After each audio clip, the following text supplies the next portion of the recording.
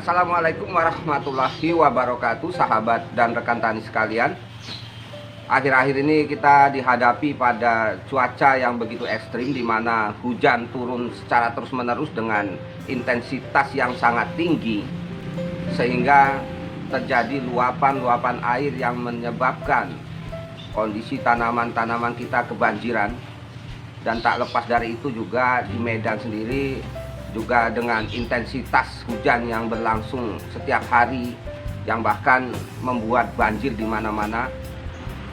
Karena itu ada beberapa sahabat dan rekan tani yang menanyakan tentang bagaimana cara memulihkan tanaman yang sudah terimbas oleh banjir, yang bahkan lebih dari 50 pertanyaan yang hadir di media sosial saya, baik di Messenger dan grup WA. Intinya memang kondisi-kondisi seperti ini, jujur kalau saya pribadi ya sangat sulit untuk bisa kita siasati, mengingat kondisi-kondisi tersebut merupakan faktor alam yang sudah menjadi kehendak dari Yang Maha Kuasa.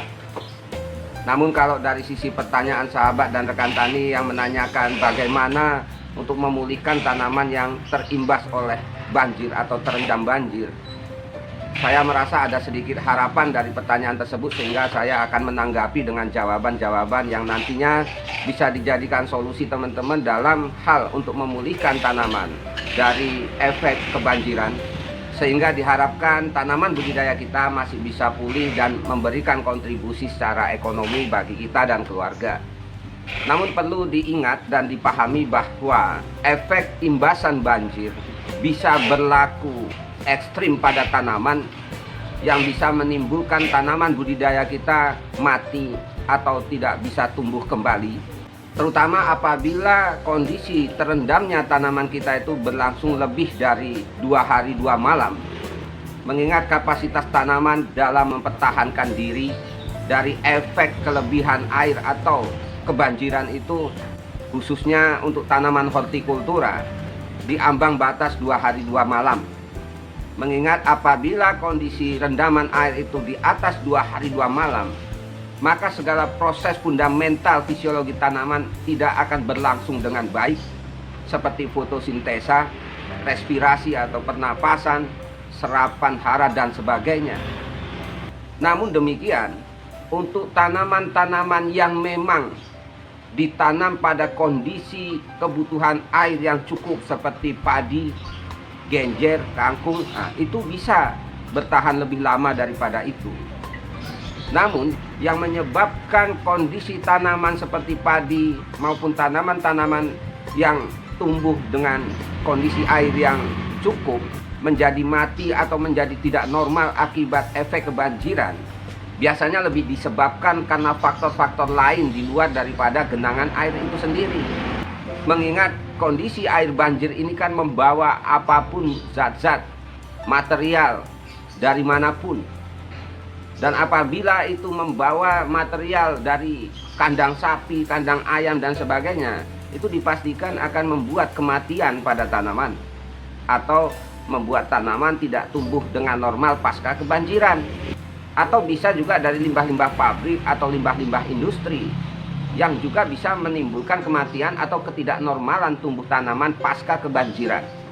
Maka itu dalam kondisi-kondisi tersebut, apabila pada tanaman hortikultura kita sudah tergenang oleh banjir selama 1-2 malam, dan kelihatan pasca kebanjiran itu kondisi tanaman masih bisa bertahan hidup, maka langkah-langkah yang pertama sekali harus kita lakukan adalah dengan melakukan pengkocoran menggunakan kapur dolomit ataupun kapur kalsit dengan dosis 3 genggam, ditambahkan dengan sabun krim, baik itu merek ekonomi atau yang lain, dengan dosis 2-3 sendok makan per 15 liter air, yang kita lakukan 2-3 kali berturut-turut dengan interval waktu 4 hari sekali. Tujuannya adalah untuk meredam dan menormalisasi kondisi lahan yang sudah kelebihan material atau bahan-bahan yang kurang bermanfaat bagi tanaman.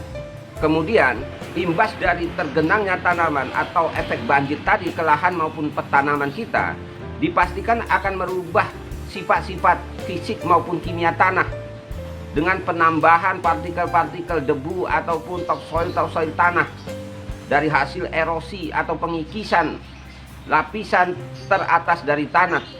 Kemudian ditambah lagi dengan limbah-limbah dan kotoran lainnya yang bisa menimbulkan peningkatan keasaman tanah serta keracunan pada tanaman maupun media tanam kita.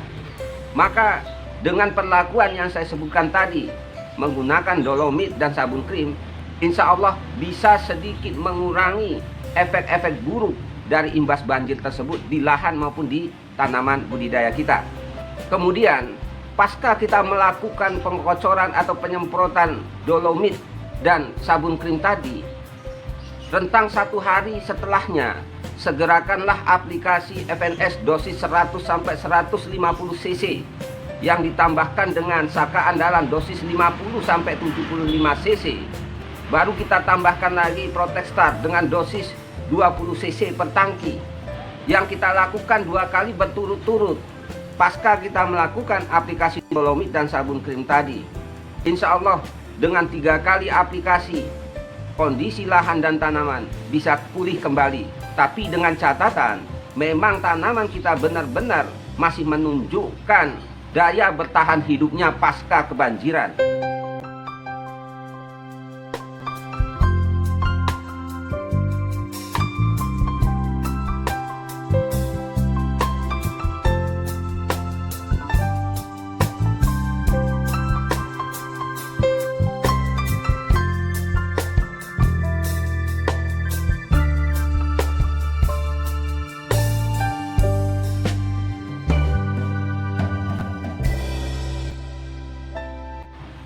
Jangan pula aplikasi ini nanti dilakukan pada tanaman-tanaman yang memang sudah menunjukkan letalitas atau kematian pasca kebanjiran.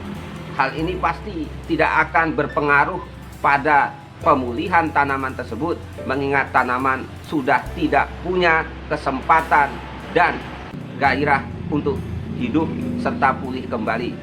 Kemudian banyak saya jumpai sahabat dan rekan tani kita di mana pasca banjir pada tanaman maupun lahan budidayanya, melihat tanaman yang begitu tidak menunjukkan gairah untuk hidup dan pulih, di mana kondisi daun batang menjadi kuning dan sedikit layu, sehingga sahabat dan rekan tani beranggapan bahwa tanaman tersebut kekurangan nutrisi dan hara, yang membuat dan mendasari sahabat dan rekan tani melakukan aplikasi penaburan pupuk. Bagi saya itu adalah hal yang sangat radikal dan bunuh diri untuk tanaman serta lahan budidaya kita. Dan perlu juga dipahami bahwa imbas dari tergenangnya lahan maupun tanaman kita sebenarnya merupakan limpahan-limpahan nutrisi hara dari segala penjuru arah yang nantinya akan bisa kita manfaatkan untuk pola-pola budidaya di musim-musim berikutnya. Sehingga dengan kata lain, saya menjamin dan menggaransi apabila tanaman tersebut masih bisa hidup dan pulih dari kondisi sebelumnya pasca kebanjiran dengan perlakuan-perlakuan yang sudah saya sebutkan tadi, sahabat dan rekan tani, saya haramkan atau tidak saya benarkan untuk melakukan pupuk tabur apapun kecuali melakukan treatment-treatment seperti yang saya sebutkan, serta memberikan aplikasi nutrisi hara pada tanaman melalui metode penyemprotan, atau bisa disebut menjadi pejuang gendong tangki. Tujuannya untuk bisa memberikan kesempatan pada lahan budidaya kita memulihkan dan menormalisasi dirinya, sehingga menjadi syarat tumbuh yang baik bagi tanaman semasa hidupnya atau untuk masa-masa musim tanam berikutnya.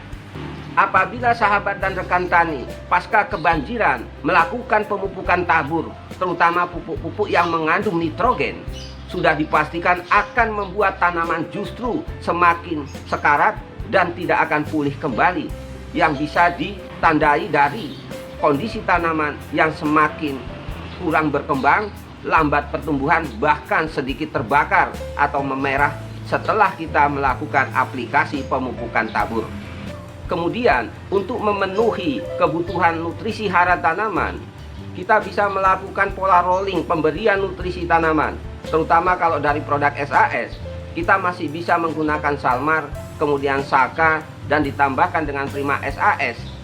Namun kita hindarkan dulu segala jenis nutrisi hara yang banyak mengandung nitrogen, sampai batas tanaman itu menunjukkan pemulihannya, atau kalau dalam bahasa Jawanya ngelilir.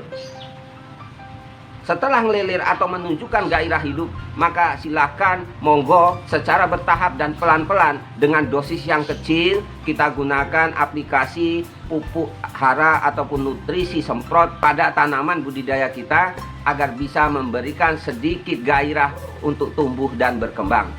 Namun apabila dengan perlakuan-perlakuan yang sudah saya jelaskan tadi secara rutin dan berkala sahabat dan rekan tani lakukan pada lahan dan tanaman budidaya kita, insya Allah tidak perlu melakukan pemupukan. Segala unsur hara yang ada di lahan budidaya kita pasca kebanjiran, apabila lahan tersebut sudah kita normalisasikan, maka pemupukan tabur bisa kita hindari atau bisa kita tiadakan. Namun meski tanpa melakukan pemupukan tabur ataupun kocoran, saya yakin dan percaya tanaman budidaya kita hingga panen akan menunjukkan kondisi yang tidak kekurangan unsur hara apapun. Jadi demikianlah sahabat dan rekan tani sekalian, tanggapan saya atas banyaknya pertanyaan dari sahabat tani mengenai bagaimana solusi dan strategi kita dalam mensiasati kondisi lahan dan tanaman yang terimbas banjir. Yang saya harapkan dengan apa yang saya jelaskan bisa memberikan manfaat terbaik bagi saya pribadi maupun sahabat serta rekan tani sekalian. Saya Budi Harto dari Stabat Langkat, Sumatera Utara. Jayalah selalu petani Indonesia. Barakallahu fikum. Wassalamualaikum warahmatullahi wabarakatuh.